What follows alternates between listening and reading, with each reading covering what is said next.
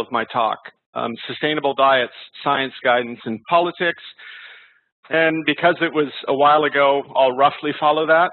As was referred to, I served as an advisor to the Dietary Guidelines Advisory Committee, or the DGAC, and was invited to be an advisor to that committee by Mim Nelson, whose office is about 2 doors down from here.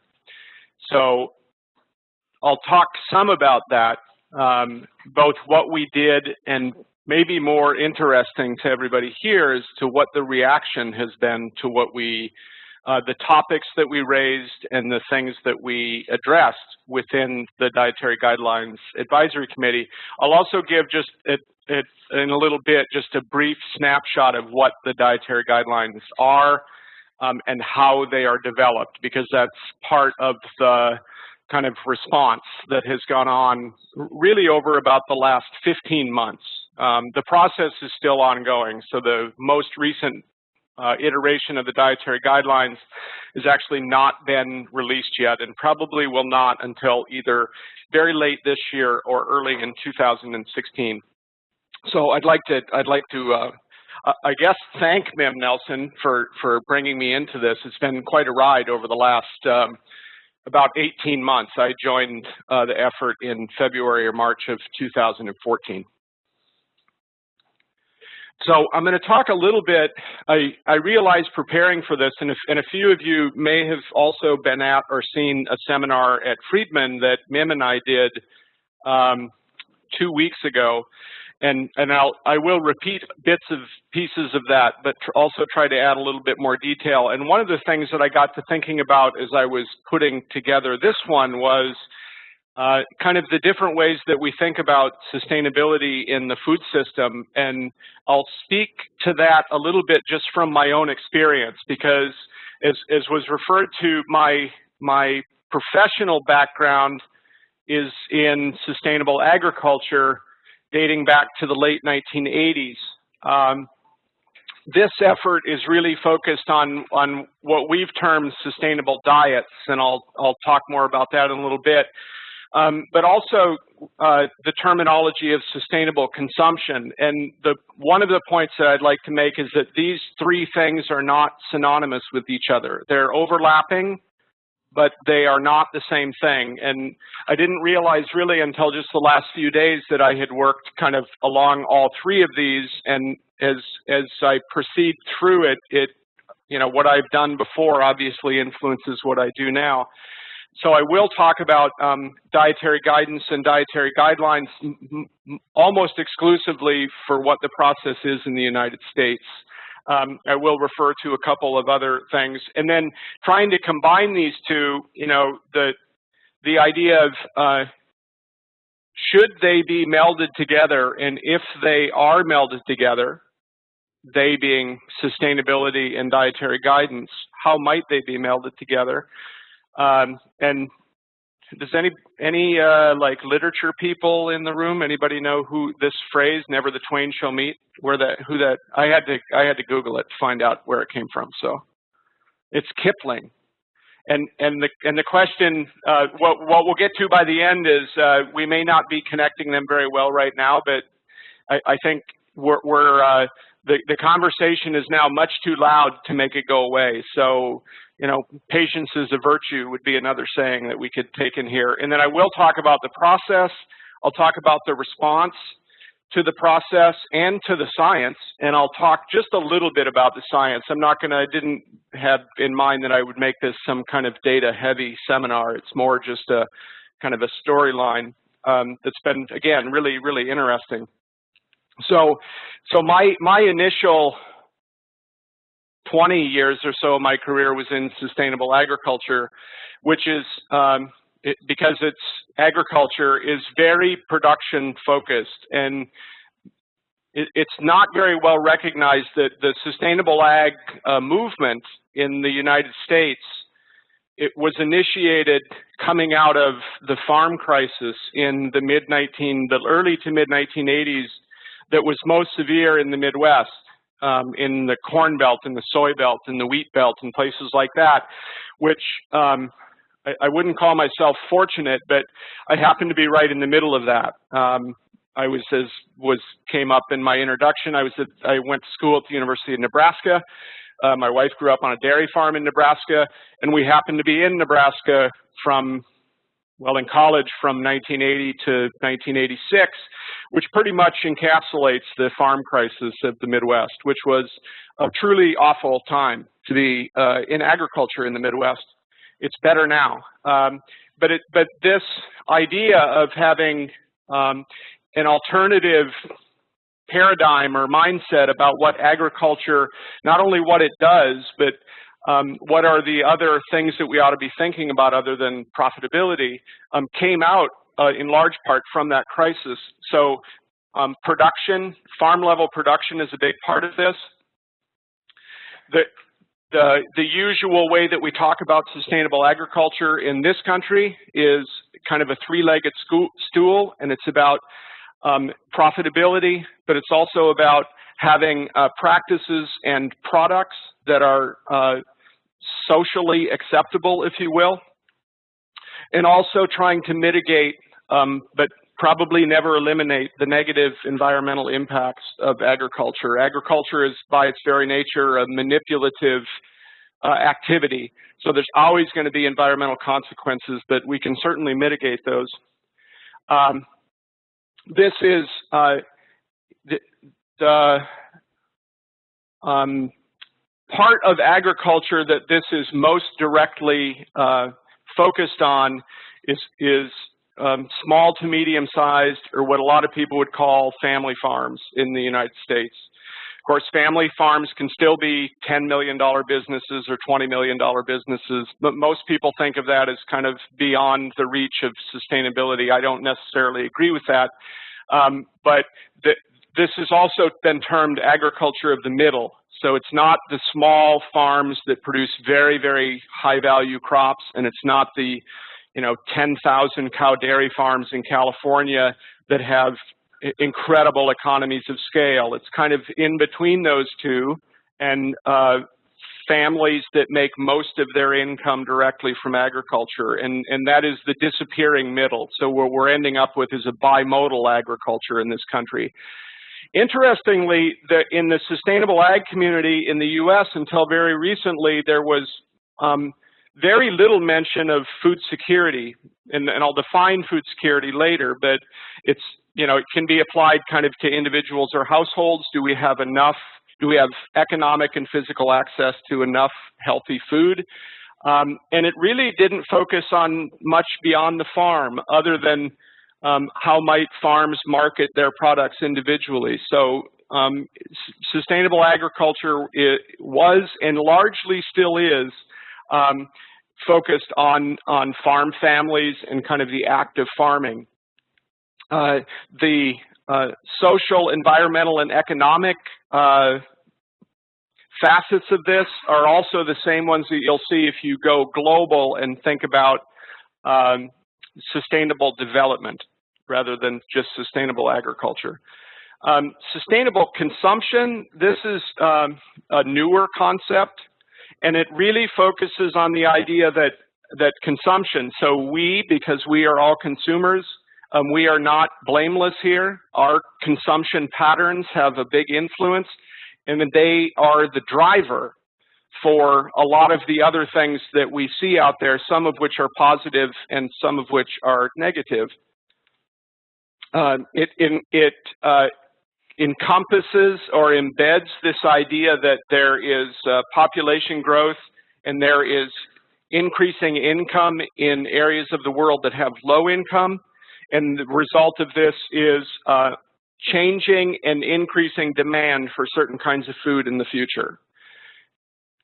And then the supply side of that is the simple fact that agriculture is the biggest footprint that we, collectively, humanity, have on the planet. It uses the most land, it by far uses the most water on the planet. So you have both supply and demand, and both of these are changing. So this commonly gets put under kind of the tagline, the challenge of the 9 billion. How are we going to feed 9 billion people, particularly as their diets change and they become more like the diets that are typical in this country. Sustainable consumption does have a focus on the supply chain. So in a lot of cases, this gets addressed by individual companies or firms within the supply chain, which is a good thing, but at the end of the day is not going to be sufficient. We have to start thinking about what does sustainability mean as products move through a supply chain, and that there are both public and private roles. On the public side, so on the governance side, we have not figured out how to develop effective policies to address this challenge.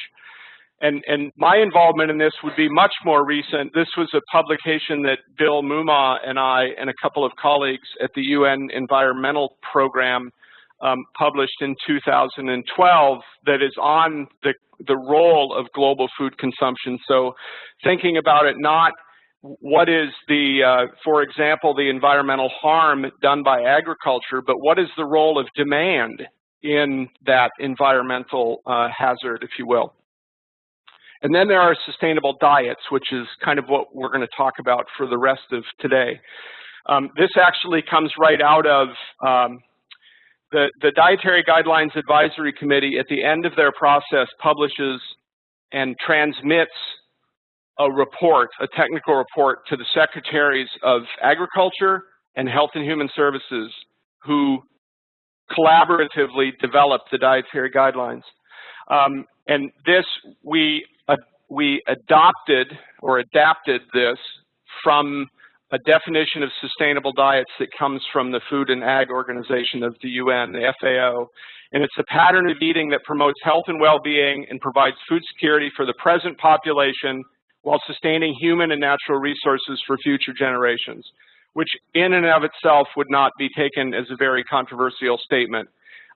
We did want to stress the fact that a lot of the focus on food security from a dietary guidance standpoint is focused on maybe not just the here and now, but the very short term. But almost every definition of food security includes this temporal aspect where you're thinking about what happens in the future.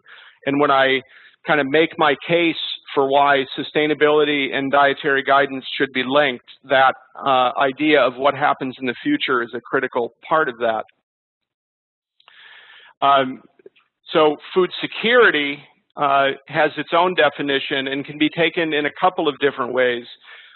This definition, it exists when all people now and in the future have access to sufficient, safe, and nutritious food to maintain a healthy and active life.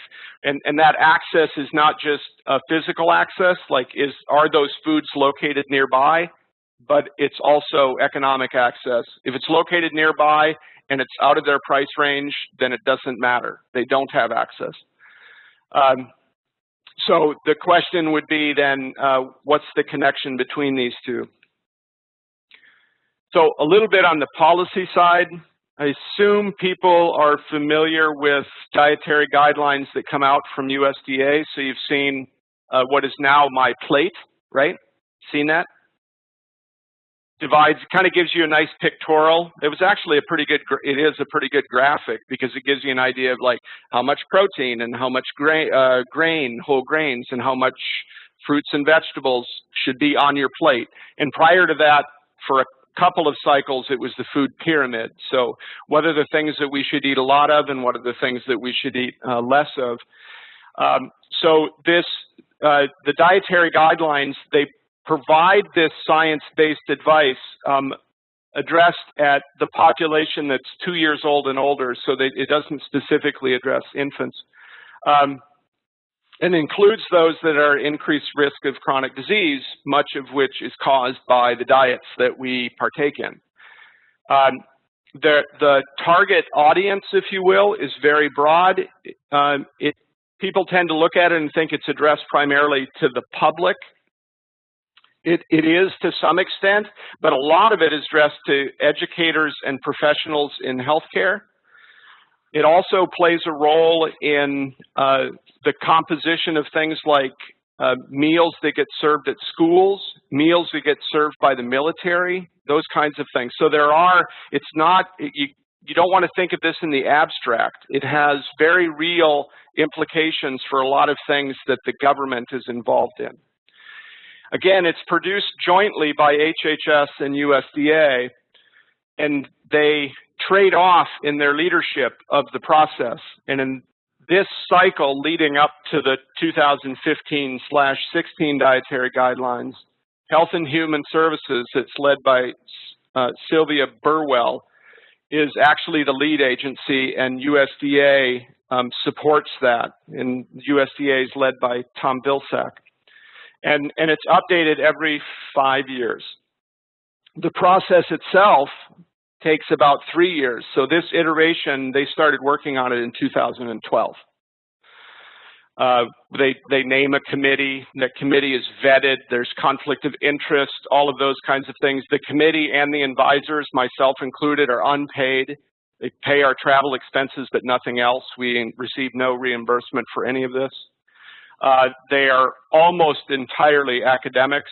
Some are government researchers, but most of them are at universities around the country. And there is this evolution where major topics make their way into the dietary guidelines. And a good example of this, and one that we've kind of thought about when we think about sustainability, is when they incorporated in a much more formal way the role of physical activity in a healthy lifestyle. It did not happen all at once. It actually took about 3 cycles of the dietary guidelines to get it in there. So the one that's in kind of in effect, if you will, right now is the 2010 Dietary Guidelines, which had a mention of sustainability that literally, I think, was about this long. I think it was about 10 lines, which is better than 0 lines, but it's still pretty small, and it was in a very general way that we need to think about what the relationship is between diets that are good for people and diets that have lesser environmental impacts. And in the case of the Dietary Guidelines, thinking about sustainability is almost entirely thinking about the environmental side. It hasn't gotten to the point where we can think about what are the societal impacts of the food system and should we alter those. It's environmental sustainability. And of course, the big issue that everybody who, at any point turns on the TV or listens to the radio or podcasts or whatever is the diets that we eat in this country, and the dietary guidelines are titled the Dietary Guidelines for Americans. They are addressed at people in this country. And the prevalence of what you might call unhealthy foods, which is a hard thing for these departments to come out and say, particularly USDA, because then they're in a position where they're pointing at certain foods. Of course, the products for those foods come from farms, and they're saying those are less healthy than these. And that's an uncomfortable place for USDA to be, maybe a less uncomfortable place for Health and Human Services. But thinking about altering, if we just say collectively we have an average diet and it's not very good, we eat too many calories, we eat too much of certain types of foods and not enough of other types of foods, that we want to just kind of move this collectively or individually so that we eat more foods that have been demonstrated to have a positive health impact. So the process then is the charter. So this is the naming of the committee, which would have, I think, occurred in late 2012. There is a long, in this case, it would be 18 or 20 months, where the committee is accumulating information, and I'll describe what that means in terms of sustainability in a few minutes. They do, during that process, hold public meetings, one, so that the public has access to what is actually going on. So it's not something that just suddenly appears at the end. You can follow the entire process. And these public meetings are also an avenue for the public to give input into the process. There's also public comment and I'll talk more about public comment in a little bit. On about the third week of February, there was this technical report. It was about 600 pages that basically gets transmitted to the two secretaries, and at that point, the advisory committee ceases to exist.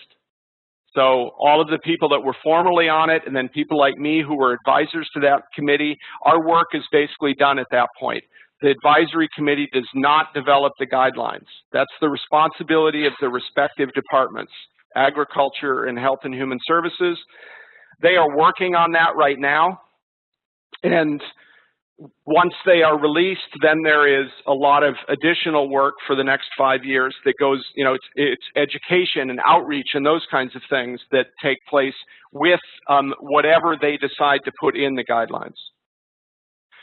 But the committee puts together this technical report. So food and sustainability is, you can make this a pretty short story. As I mentioned, it's a giant footprint of people on the planet. It's by far the largest footprint, and you can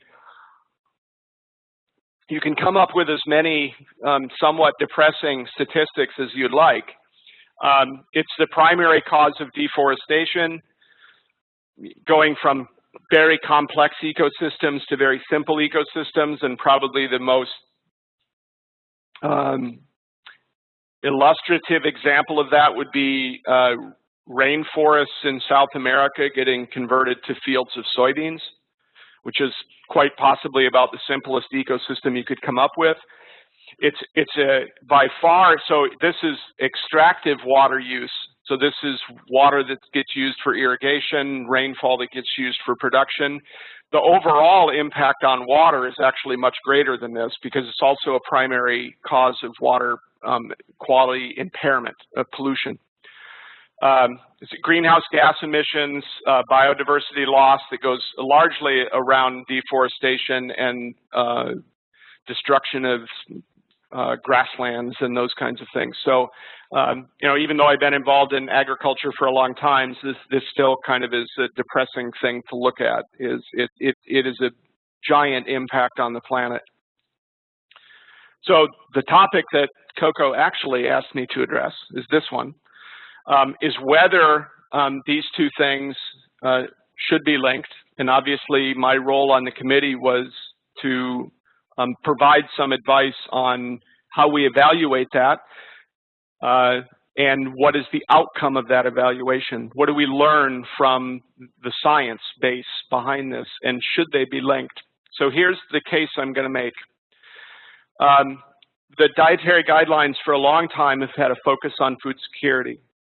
And food security includes people eating healthy diets, but it includes other things also. It includes, do you have access to a healthy diet? Can you afford a healthy diet?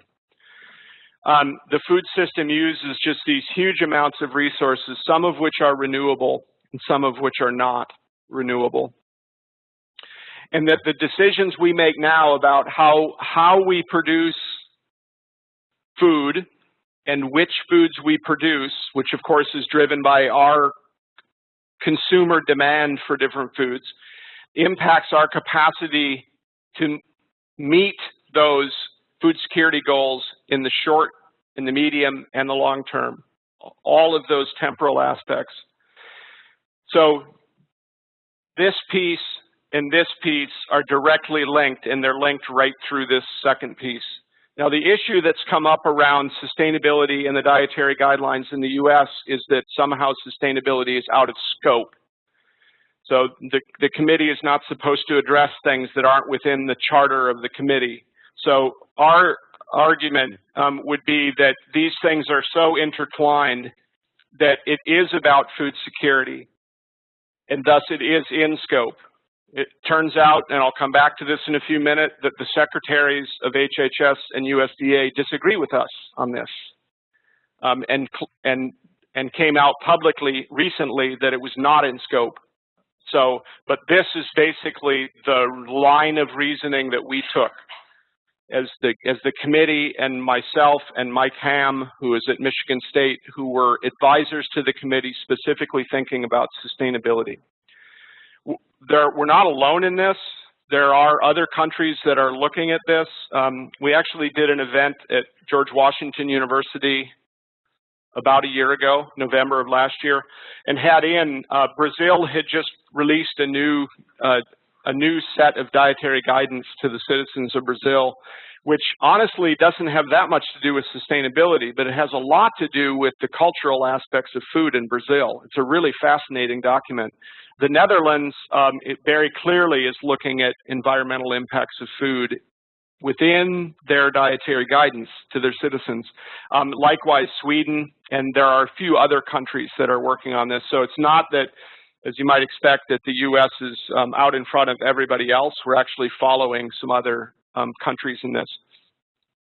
The Dietary Guidelines Advisory Committee process is based around questions. So each subcommittee develops their own questions, and then they have a process in place where they try to answer those questions. And you don't get very many questions. So it's not like if you're thinking about sustainability that you can have a list of 25 questions and then you go answer them. In essence, we had 2 questions. One was around the impact of different dietary patterns. So the foods that each of you assemble, if you will, that makes up your diet. And then scale that up to a population. So it's, millions, tens of millions, hundreds of millions of people. And then we actually, and this has gotten totally lost in the conversation, we actually had 2 sub-questions that were related to seafood. For a very simple reason on the sustainability side is that the dietary guidelines for a long time have said that we should all eat more seafood and we should eat a greater variety of seafood. Americans don't eat that much. The question that is begged by that is, where is that seafood going to come from? So it's a direct consequence of, if everybody followed those, you would have some significant issues about whether you could actually provide enough seafood for Americans to eat, or have concerns about where it came from, because it would not come from the United States. So, and then I'll come back in a minute and talk a little bit about methodology. So we focused on patterns. This is my plate. So this isn't about like calling out individual foods and saying that's a really bad food, like whoopie pies, which are not bad. You just shouldn't eat them every day, right? The ones in Maine are especially good. Anybody get whoopie pies in Maine? They're awesome. The pumpkin whoopie pies. So you could have a pattern that is whoopie pies, or you could have a paleo pattern, or you could have a vegan pattern, or whatever. Or you could have, you could be part of the 1 or 2 or 5% of the population that actually approximately follows the dietary guidelines. It's very small. And so whatever pattern you have has this mix of products that come from plants, products that come from animals, including fish, those kinds of things. And they use resources differently, very clearly. Production of certain crops use water in a different way. They're grown in different areas. They use different amounts of land, etc. And they have different environmental impacts. So this is something that at the beginning of this process we would take as somewhat as intuitive, but the role of the committee was actually to step back and say, what is the relationship? So if our goal was to move everybody to this, and we already have evidence that the U.S. population as a whole is quite a ways away from that, right? Our diets are worse from the health side. What happens to resource use and resource degradation as we move populations towards some other kind of diet? That was the basic bottom line of the question. And there are research studies out there that address it. We did a systematic review, which is systematic. So it's not just kind of casting about looking for articles, research articles. It's a process to go try to find them. There's a criteria for including or excluding articles. And this is all, you can look at this. It's detailed in the technical report from the DGAC. It's not eternal. We actually did it for the last roughly 15 years, up to 2014, about September of 2014. After all of that, there was actually 15 studies, which doesn't seem like much. It's actually more than we expected, that had measures of diets, different diets that had been demonstrated to have different health outcomes, and they had estimates of environmental impact. So we were trying to link these two things. This is developing very quickly. So between September and about December of 2014, there were actually 3 more that came out, including a really thorough meta-analysis that we actually included in the report. We're actually redoing this now because after another year, because it looks like there's about 8 more studies. So this is something that's evolving pretty quickly. A lot of this is modeling, which makes some people uncomfortable. I'll show you an example of this in a minute. And some of it is life cycle assessment, which can partition environmental burden across from farms to manufacturing to distribution to transportation all the way to households. This is a standardized procedure, and we were looking at diets that had, again, there's another literature base, and it was actually used extensively in another part of the Dietary Guidelines report that demonstrates the impact of different diets on health. So probably one of the better known of these would be the Mediterranean diet, which has a lot of positive health impacts.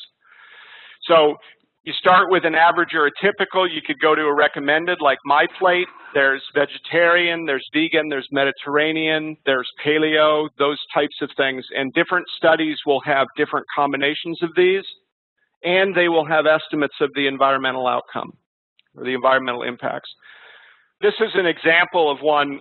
Chris Peters is actually one of my close colleagues at Friedman and is one of the leaders in thinking particularly about how land resources are used. So what he did is looked at diets that have different amount of meat.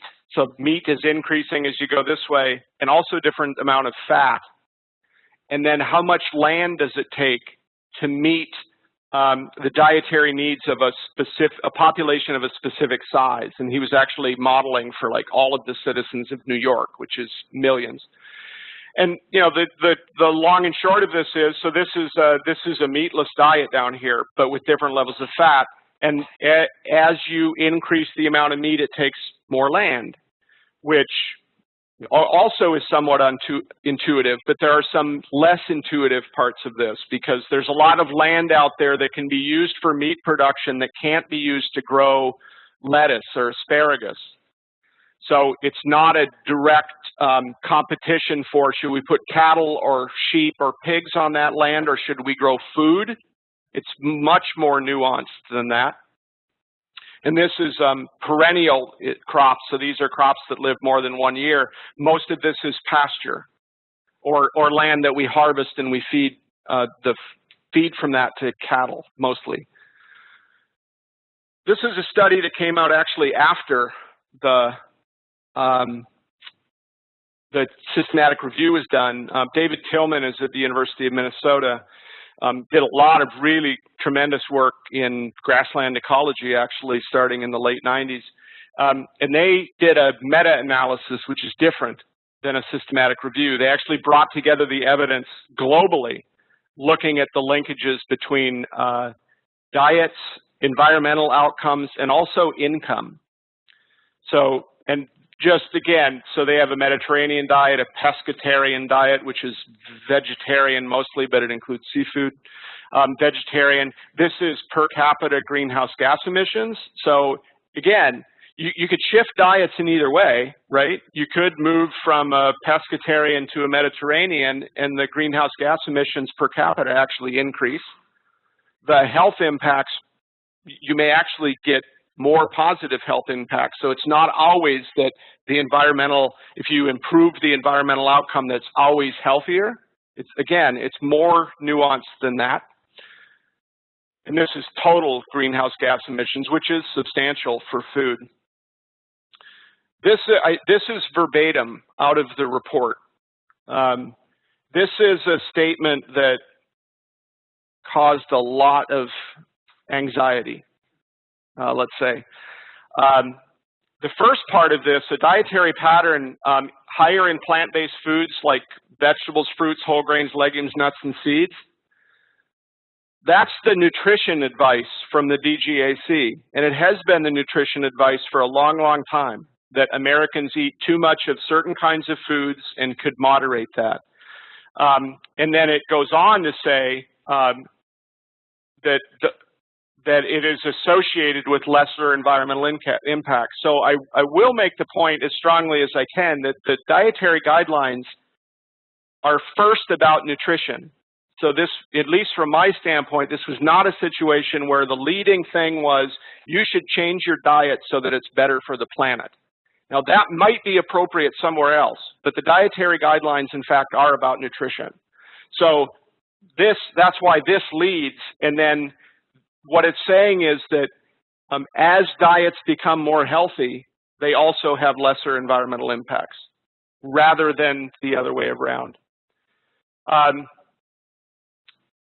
That may, it's not certain, it may help us meet goals for food security in the future. It provides an additional rationale for people to follow it if there have been, in the last couple of years, a number of different surveys, interviews, focus groups about do certain parts of the population alter their diet specifically because of the environmental outcomes, and the answer would be yes. But it's not the entire population, but for some parts of the population, including young people, not just young people like here, but children, that might be one of the things that encourages them to eat differently. So this idea of messaging, we did not address to any great extent the aspect of food security that is around affordability. Maybe another day we can do that. And then it did identify different, so there is what they call a healthy US pattern, there is a Mediterranean pattern, there's a vegetarian pattern. This also caused some discomfort because it says there are multiple ways to have a healthy diet in this country. We did talk about fish. We specifically looked at fatty acid composition, and this was primarily comparing farmed fish with wild-caught fish. We also looked at contaminants for those same two big pools, farmed fish and contaminant and wild-caught fish. The issue being that the wild-caught, which is the lighter color on the bottom, has been mostly flat for the last 25 years. And in fact, for human consumption, aquaculture is now a slightly bigger proportion than is wild-caught. So there are big questions about, one, the environmental outcome of both of these measures of providing seafood, and secondly, potential food safety issues. So the subcommittee that I worked with was actually called Sustainability and Food Safety. This is both. This is about sustainability, but it's also about food safety because it's about contamination. I won't go into these directly or verbatim anyway, except to say that the finding was, using data that were available to USDA, that there were not big differences in things like fatty acid composition. So these are the compounds that are good for you from eating seafood. And there was, I think, a general idea that wild-caught fish was always much better for you in terms of those compounds, EPA and DHA, compared to farm fish, and we did not find evidence for that. Likewise, the risk of contaminants were similar. There might be very specific cases where that's not true, but in general, it would be. And then there is this big issue about sustainability where, it's, you know, in this case, you have to think somewhat globally because fish come from all over the world, fish and seafood. The U.S. imports about 85% of its fish and seafood. So if we double our consumption, which is about what it would take to meet the dietary guidelines, you have to think about where that's going to come from and what are the other implications of getting fish in that way. This just was kind of how we thought about sustainable diet. So it's all things. It's policy, it's supply chain businesses, those types of things. So starting to bring this to a close, this was interesting. So I think the 2010 dietary guidelines process got about 1,200 public comments, and most of those come in through the internet. There's a portal, and you can actually go and submit documents, a letter, research articles, op-eds, whatever you want. This process generated about 30,000 comments, public comments. A whole bunch of these were about sustainability. It wasn't 29,939, but it was a hell of a lot. I put this number, this 8,000, I actually got this from a public Senate Ag Committee hearing, and it's from Secretary Burwell of HHS. So the idea that there are 8,000 unique, so if you look through them, you can find places where there'll be 15 comments in a row and it's all the same letter, but it's signed by somebody else, and it's usually might be an environmental group or it might be a producer group or whatever. Not that there's anything wrong with that, but it's just they're saying contact the committee and let them know what you think, and then everybody just uses the template. So about 8,000 of these were truly unique. Unprecedented press coverage of this, both for and against. So it's not, not by any means is it one or the other. It is for and against. The idea of including it. If you're a policy wonk, I'm not really, but sometimes I am. There was a rider, which is like a little attachment made to an appropriation bill for agriculture. So this is the bill that funds USDA, and it instructed the secretary to, it didn't say you can't talk about sustainability. It said that the secretary should have dietary guidelines that are only focused on nutrition, which obviously is a bright line that says it can't be about sustainability. This was in the fall of 2014. There were some early responses made by USDA, primarily by the secretary, that were not favorable to including this. This was just about 3 weeks ago, came out on a Tuesday afternoon at 1 o'clock on both websites, HHS and USDA. It was identical, it was a blog signed by the secretaries that said that sustainability would be excluded because it's out of scope. And the part of the political side of this came out at 1 o'clock on Tuesday afternoon, and at 9 o'clock the next morning, the two secretaries were scheduled. They were basically commanded to appear before the Senate Ag Committee, or the House Ag Committee, and to talk about a bunch of things with the dietary guidelines, but obviously part of it would be, should they include sustainability?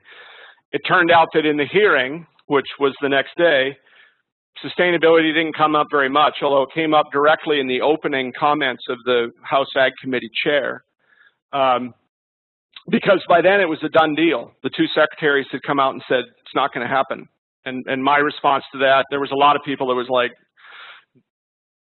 tears and screaming and all kinds of stuff. It's like, my response to it is it's not going to happen this time, but it may happen next time. The idea that the conversation is now going to end because they said it's not going to go into the 2015 dietary guidelines would be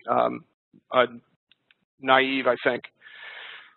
It took a while in this process, so the secretaries actually extended the period for public comment, and that begins when the report becomes public, and they extended it for an additional 75 days.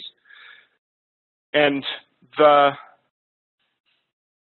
organizations and people that support the idea that sustainability should be there are a very varied lot. They think about a lot of different things rather than just one thing. they finally came together. So this was a full-page ad that appeared in both the Washington Post and the New York Times. And then they finally started to get their own input into this, mostly via public comment. Up to that point, it had been largely anti-inclusion. Don't put sustainability in. By the end of the process, I'd say the majority of comments and those types of things were actually for inclusion, not overwhelmingly so. Just a few weeks ago, in fact, the week before the hearing, Kathleen Merrigan, who was my predecessor here and was the #2 person at USDA under Tom Vilsack, and myself and some colleagues both from George Washington, we published this in Science, basically making the case for why it should be included. Of course, they ignored it, but so be it. Can't take it personally. Kathleen and I have continued to put out some other publications, blogs, and things like that, because it's not just about this cycle. As I mentioned before, physical activity is now kind of a core thing in the dietary guidelines, and it took 3 cycles to get it in there, because when they first tried it, everybody said, that's not about nutrition, that's about activity, so it's out of scope. So people are already looking forward to, you know, what's going to happen in 2020 when they do the dietary guidelines again. So that's this was 2 weeks ago, I think, and this was 3 weeks ago. That is the current state of affairs for this. Very uncertain, but the conversation is much louder. And my own personal kind of editorial comment is, the more conversation we have about things like this, the better. So I have no particular problem with groups or individuals that think that this is crazy talk, that we should not be looking at this as an issue. That's fine. But we can still certainly continue to have the conversation around it. So with that, I'll stop preaching and take any questions or comments that you have. Yes? In his book, Independent Food Journalist Michael Collins criticizes the USDA Health and Human Services by suggesting that scientists and nutritionists engage in reductionism to try and isolate specific nutrients and link those to positive health outcomes. Sure. Dietary guidelines, but later overturned by those same. So how would you respond to that sort of criticism that this is misguided? I mean, the idea that at least for a period of time it was very nutrient focused or kind of compound focused would be very valid. But the slide that I had that kind of showed the different covers of the dietary guidelines, the focus now, you will still see, even within the technical report, you'll see discussion that does relate to specific compounds, because there are some compounds that have overwhelming positive health impacts, and there are other things that have overwhelming negative impacts. But you have to think about which foods those occur in.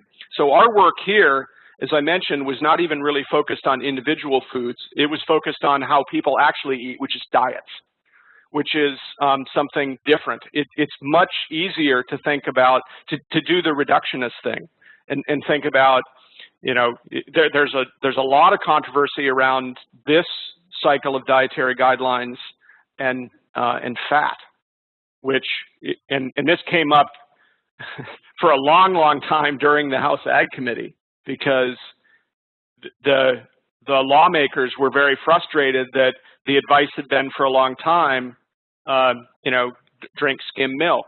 You should avoid saturated fats from animal products, all of that.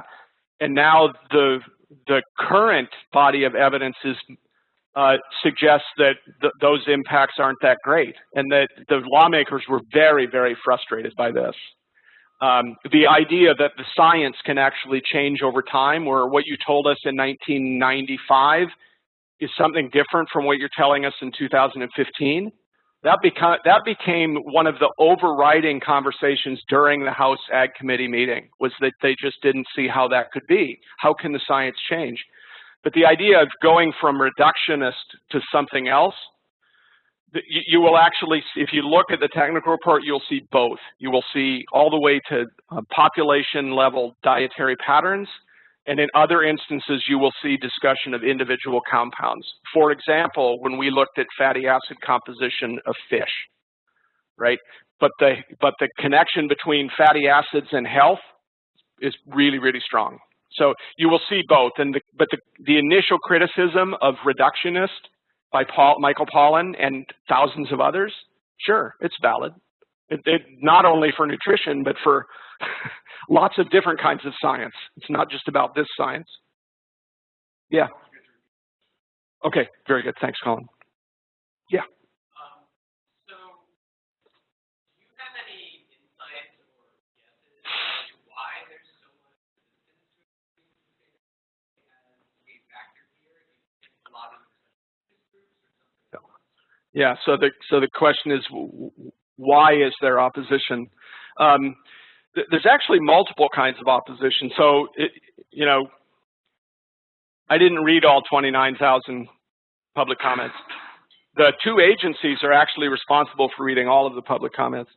But even public comments, so as the process was beginning between our meetings, I would actually go through and read all the public comments. And some of them came from industry groups, in the same way that some of them came from environmental groups, or they came from prominent or less prominent researchers, all of those kinds of things. And as I pointed out earlier, the idea that out there of all of the foods, that a guideline would come out that demotes certain foods and promotes others. Sure, trade organizations that represent different parts of the food chain, if you will, are going to step forward, and it's definitely their right to do that. There was also, you know, some comments that were not focused on individual foods or categories of foods, but felt that the dietary guidelines should focus only on nutrition. And that's, I mean, again, it's a valid viewpoint to take. In the case of where we ended up, it's partly nutrition and partly food security, and you can't think about food security without thinking about this.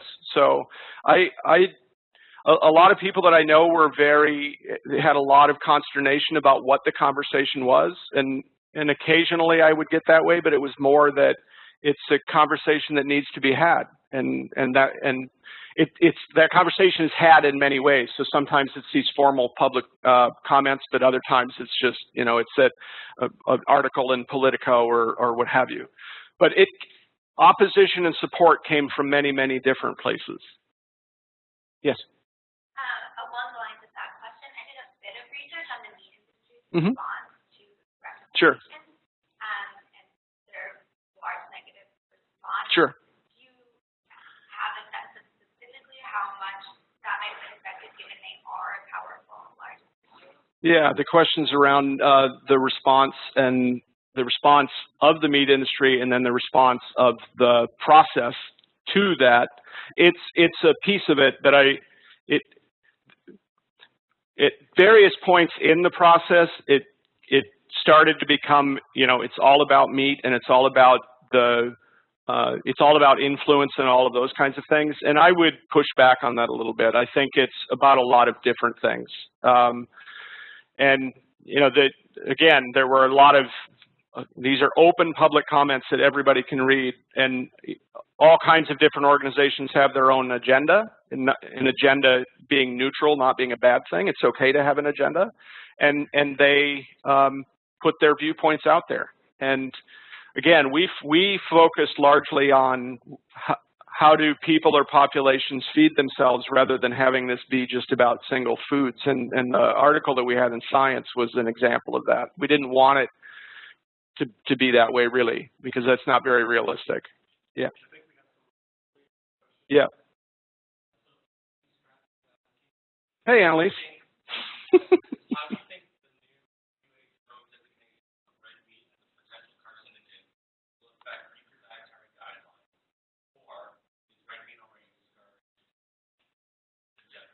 And do I need to repeat that or no?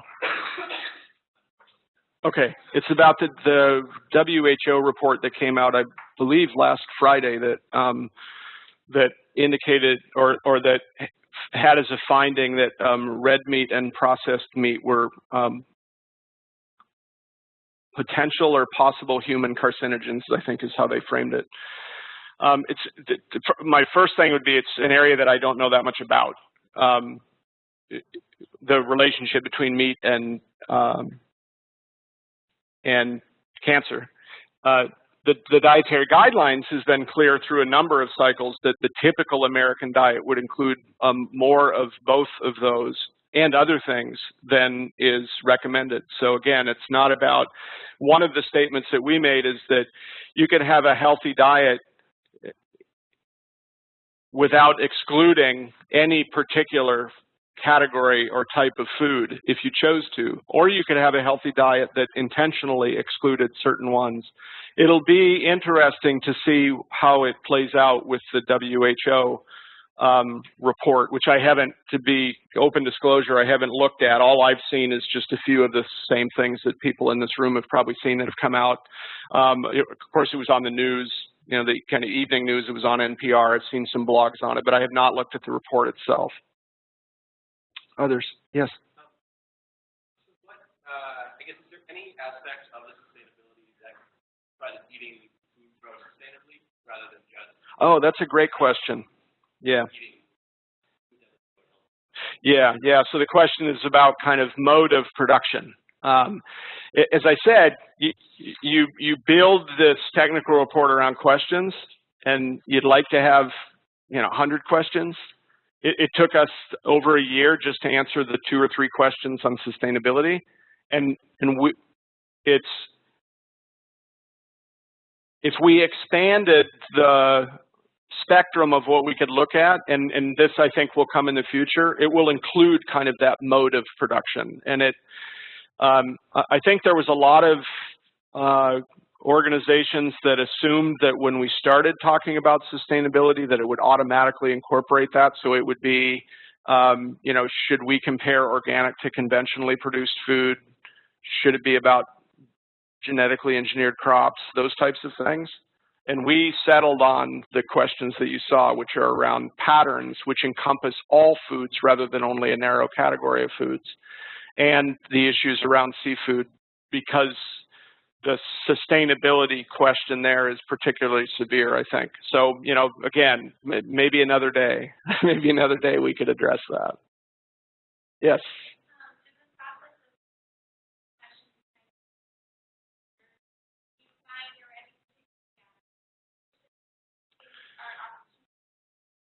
Right. Yeah, the question's about gaps in the research. There's actually, if you go to the end of the it's chapter 5 in the technical document, it actually lists what those gaps, and also, there's been lots of gaps, but we actually gave some specific recommendations about here are the types of things that should be addressed next. And I think one of them was actually this modes of production question, and another one would be bringing in the concerns about economic access. So it's about the cost, the conversations that we have at Friedman all the time, right, about the affordability of healthy diets was something where that's a very rapidly evolving research base. So it'll be interesting, even if sustainability is not in the 2020 guidelines, I have a hard time thinking that they could overlook the economic access, the disparities in access economically in 2020. It's a really, really critical piece, and I say that involved in sustainability for decades. I don't see how they could overlook that. Yes?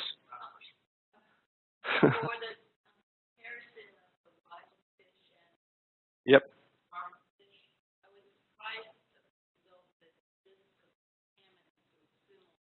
Mm-hmm.